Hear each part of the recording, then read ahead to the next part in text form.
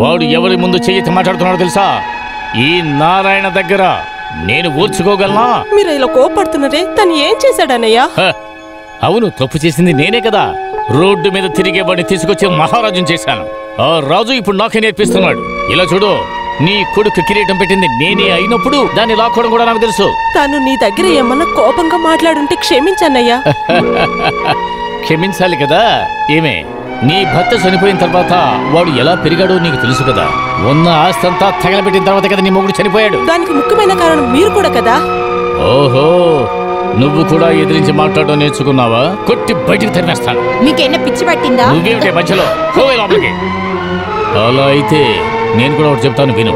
నా ఇంట్లో మంచాలు వస్తువులు లేవని వాటిని ఎక్కడికి తీసుకురమ్మలేదు. నువ్వు ఆ విషయం మర్చిపోయావు. మన నాన్న కూలి పని చేసి ధనవంతుల ఇంట్లో జీవితాంతం అడుక్కు తిన్నాడు. నేనది మర్చిపోలేదు, మర్చిపోను కూడా. చాలా తక్కువ జీతం తీసుకుని ఆయన అందరినీ పోషించాడు కదా. ఆ మిగిలిన డబ్బులే నేను తీసుకున్నాను అనుకో. అది ఏమన్నా కానీ నీ కోపం వల్ల ఏమి తెలియని పిల్లల్ని ఎందుకు బాధ పెడతావు? ఇదేవి కోపం కాదే, నా నిర్ణయం. నువ్వు నీతులు చెప్పక్కర్లేదు, చెప్పింది వింటే చాలు. మీరందరూ వినాలనే నేను ఇది చెప్పాను.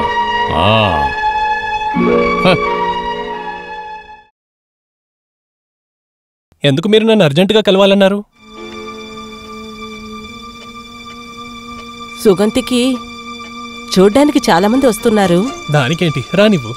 నాన్న బ్రతుకున్నప్పుడే మీరు మా బంధం నిర్ణయం చేశారు కదా. నిర్ణయించింది నిజమే, కానీ అన్నయ్య మనసులో ఇప్పుడు ఏదో ఒకటి ఉందనుకుంటున్నాను. అమ్మయ్య మనసులో ఎన్నో ఆలోచనలు తోచుండొచ్చు. ఐఏఎస్ చదివిన వాళ్ళకి పెళ్లి చేయాలని నిర్ణయించుకున్నాడు అని ఎవరు చెప్పారు? అన్నయ్య వచ్చి చెప్పి వెళ్ళాడు. దానికి తను ఒప్పుకుందా? అన్నయ్య ఒప్పించేటప్పుడు తను ఒప్పుకోకుండా ఉంటుందా? మీ మావయ్య గురించి బాగా తెలుసు కదా. నీ అన్నయ్య ఎటువంటాడో ఎప్పటికైనా నీకు అర్థమైంది కదా. నా మనోడు అనుభవించాల్సిన ఆస్తి అంతా వాడు లాక్కున్నాడు. దాన్ని నేను మర్చిపోలేదు. బాబు, డబ్బులున్న వాళ్ళకి ఎప్పుడూ డబ్బులున్న వాళ్ళ మీదే దృష్టి ఉంటుంది. మనం ఆశపడటమే తప్పు. ఇకపై నువ్వు దీని గురించి ఆలోచించి బురదపాటు చేసుకోకు. లేదు,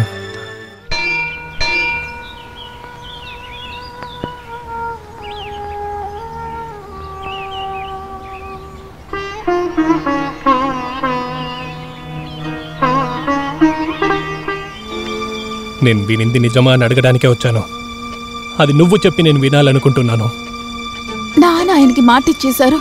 నా దగ్గర పర్మిషన్ కూడా అడగల. ఆ ఏస్ చదువులో పడి నువ్వు నన్ను మర్చిపోయావు కదా. నా తప్ప నీ మెడలో వేరే ఎవ్వరు తాళి కట్టలేరని నువ్వు ఈ గుడిలోనే నాకు చెప్పింది నాకు గుర్తుంది. నేను ఇప్పుడు ఏం చేయగలను? నా పరిస్థితి కొంచెం అర్థం చేసుకోండి. నాన్న గురించి మీకు తెలుసు కదా. ఇప్పుడు మా అక్కలు బావలు కలిసి నాన్న సైడే ఉన్నారు. నా మనసు ఎవరు అర్థం చేసుకోవట్లేదు. మా నాన్న అప్పుడప్పుడు చెప్పేవారు, దేని మీద ఆశ పెంచుకోవద్దని. కోతిని ఆటాడించి సంపాదించినట్టు మీ నాన్న నా మూలంగా ఎన్నో సాధించుకున్నాడు. నువ్వు నన్ను ఎంతగా ప్రేమించావు. నువ్వైనా నాతో ఓపెన్గా చెప్పిండొచ్చు కదా నీ మొగుడయ్యే అర్హత నాకు లేదని. నాకు తెలుసు నువ్వు నన్నే తప్పంటావని. నేనేం చేసేది ఇప్పుడు? నీ నాన్న చెప్పింది వద్దని చెప్పి నువ్వు ఈ నిమిషమే నాతో రాగలుగుతావా? గంతి,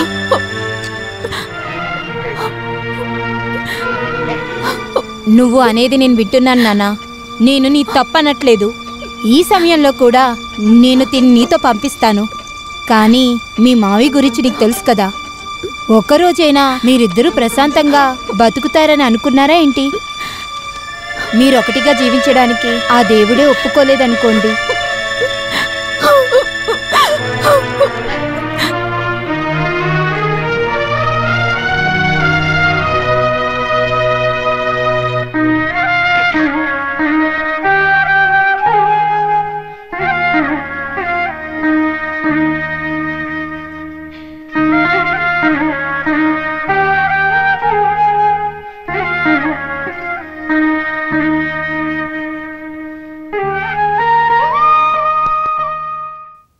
ఏంట్రా ఏదో అయిపోయినట్లు ఇలా పడిపోయావేంట్రా?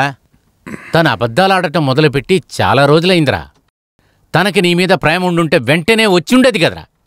ప్రేమ ముందు నారాయణ కాదురా, ఇంకెవరొచ్చినా సరే ఏమీ చేయలేరురా నిన్ను. మనల్ని వద్దన్న వాళ్ళు మనకొద్దురా. నువ్వు అది సులభంగా చెప్పగలవు. అంత త్వరగా మర్చిపోతావా? మర్చిపోవాలి. నీ ప్రేమని ఆడుకుంటుందిరా అది. చంద్రికకి రమణ మీద ఉన్న ప్రేమ సరే కదా, ఐఏఎస్ చదివిన వాడికి లాయర్ కంటే మర్యాద ఎక్కువరా. అదెందుకు నువ్వు అర్థం చేసుకోవట్లేదు? విసిరి పారాయరా, అనవసరంగా ఫీల్ అవుతున్నావేంటి? కన్నీళ్లు కారిస్తే ఈ కన్న తండ్రి కరిగిపోతాడని నా కూతురు అనుకోక్కర్లేదు. అటువంటి జాలి హృదయం నాకు ఉంటే నన్ను నేనే చంపుకుంటాను. మనస్సాక్షి ఉన్న వాళ్ళకి చెప్తే అర్థం అవుతుంది. లేదే, నా మనసులో ఉన్నది నెమలే, అది నేను ఓర్చుకున్నా. చిన్న వయసులోనే ఏర్పడిన బంధం మీరు మర్చిపోకండి. నువ్వు మాట్లాడకు. ఏమే, చిన్న వయసులో పిల్లల్ని ఒళ్ళో కూర్చోపెట్టుకుని చంద్రుడిని తీసుకొస్తాను, నువ్వు తిను తిను అని అంటూ ఉంటాం. అందుకని చంద్రుడిని తీసుకురాగలమా చెప్పు? మీరు బావని ఏమర్చారు? ఈవెన్ నన్ను కూడా. ఇలా చూడమ్మా, పక్షికి ముక్కు ఉంటేనే పొడవగలదు, ప్రేమించిన వాడిని పెళ్లి చేసుకోగలం. అది వాడికి అర్థం కాలేదు. నీ భవిష్యత్తే నాకు ముఖ్యం, నీ సంతోషం. నా సంతోషమే మీకు ముఖ్యమైతే ఆనంద్ బావతో జీవించడమే నాకు కావాలి. ప్రేమ సంతోషాన్ని ఇంట్లో పెట్టుకుంటే తిండి పెట్టదు. డబ్బేనే అన్నిటికీ మూలం. దరిద్రం వల్ల వచ్చే దుఃఖం, డబ్బు వల్ల వచ్చే సుఖాన్ని అనుభవించిన వాడినే నేను. ఆనంద్ బావ మూలంగా మీరు ఎన్నో చేశారు. ఒక మాట కూడా ఎదిరించకుండా మీరు చెప్పిందట చేశారు కదా. అవును, అడిగాను. ఇకపైన కూడా వాడు నా మాట ప్రతిదీ వినాలి. ఒక విషయాన్ని వాడు విని తీరాలి. అది కూడా వాడు విన్నాడు అంటే మీరు ఏం ఆశించినా అతను ఒప్పుకుంటాడు. బావతో నేను మాట్లాడతాను. ఇది తెలివైన లక్షణం. నువ్వే వెళ్ళి వాడితో అన్నీ చెప్పాలి. నువ్వు చెబితే వాడు వింటాడు. అలా ఏం చెప్పాలి నాన్నా? నిన్ను మర్చిపోవాలని, నువ్వు వాడికి దక్కవు అని. అది జరగదు. జరుగుతుంది, ఖచ్చితంగా జరుగుతుంది. నిన్ను పెంచి పెద్ద చేసిన నాకు నువ్వు నా మాట వినేలా చేయడం కూడా తెలుసు. అదే జరగలేదంటే పెంచిన ఈ చేత్తోనే నీ పీకను నువ్వు పిసికి అవతల పారేయగలను తెలుసా?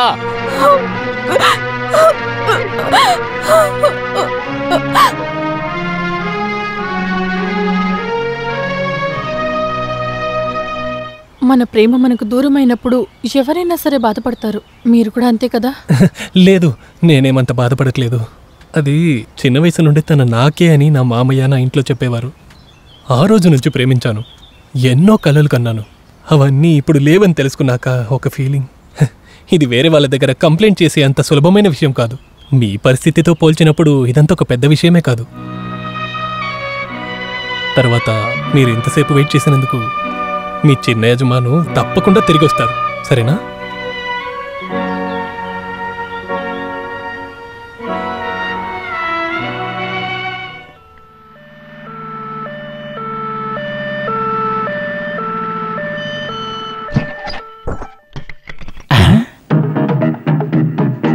అయ్యో దేవుడా, చాడు చనిపోయాడు అనుకుంటా.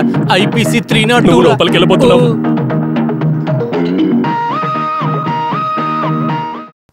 ఈ బాడీని ఎందుకు ఇక్కడికి తీసుకొచ్చారు? ఓ, అయితే అడ్రస్ చెప్పిన తర్వాతే చనిపోయాడా? ఎవరి ప్రాణం? ఆనంద్ కుక్కడు నాకు బాగా తెలుసని ఏం చెప్పాడే, అది మీరే కదా? లేదు, వీడే ఆనంద్. నేను ఇక్కడ రండి. నెక్స్ట్ మనిషి ఏంటయ్యా? మీరిలా చూస్తూ ఉంటే ఎలా? ఈ రోజు చనిపోయిన వాళ్ళు చాలా మందిని తీసుకెళ్ళాలి. డబ్బులు ఇవ్వండి. అవును, ఓసిలో పనిచేయడానికి మీరేం నాకు ఫ్రెండ్సా? అలాగా? సరే సరే, నీకు డబ్బులే కదా కావాలి? అవును. ఎంత? 300. ఒక 100 రూపాయలు ఇవ్వు. ఇదేంట్రా? మందు కొనడానికి.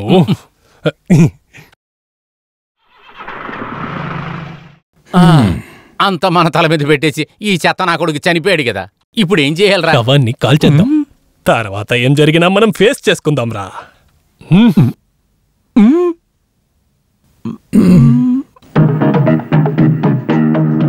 బాడీ ఎట్టిల్లుంటదంటావు? ఒకవేళ బాడీని ఎవరైనా లేపుకెళ్ళుంటారో. ఒకవేళ ఆడే లేచి శ్మశానానికి వెళ్ళిపోయాడేమో. కోపంలో ఉన్నప్పుడు కామెడీ చేయకు. ఆ చండాలమైన ఐడియా నేర్పించింది నువ్వే కదరా. హత్య కేసు, మనమిద్దరమే సమాధానం చెప్పాలి. అంబులెన్స్ కి డబ్బులు ఇచ్చి పంపించేశారా? నేను ఇంకా దెయ్యాన్ని కాదు, నేను ఇంకా చావలేదు. డిశ్చార్జ్ చేసేటప్పుడు మీరు నా కోసం వస్తారనుకున్నాను, రానేలేదే. 4 రోజులు హాస్పిటల్ ఫోన్ నుండి ఫోన్ చేశాను, అవుట్ ఆఫ్ ఆర్డర్ లేదా?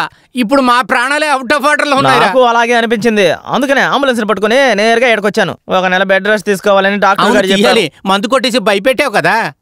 నేనేమో కావాలని భయపడలేదు, మీరే నన్ను భయపెట్టి కింద పడేశారు. ఇది హత్యా ప్రయత్నం, ఖచ్చితంగా మీకు ఉరి శిక్ష పడుతుంది. రోజు తాజా పండ్లు తినాలని డాక్టర్ గారు చెప్పి పంపారు. ఇప్పుడు ఆరెంజ్ జ్యూస్ తాగే సమయం, వెళ్ళి నీ చేత్తో పిండి తీసుకురా. చెప్పింది తిన్నావు కదా, పిండి ఇవ్వరా. పిసికిస్తాను, లేకపోతే వీడు మనల్ని పిసికేస్తాడరా. చూసా, నాకు కూడా కలిపి పిసికి తీసుకురా అని చెప్తా, అంతే కదా. ఇంకొక చూసుకో. ఏమన్నా మనం రసం పిండి ఆడుకుందాం.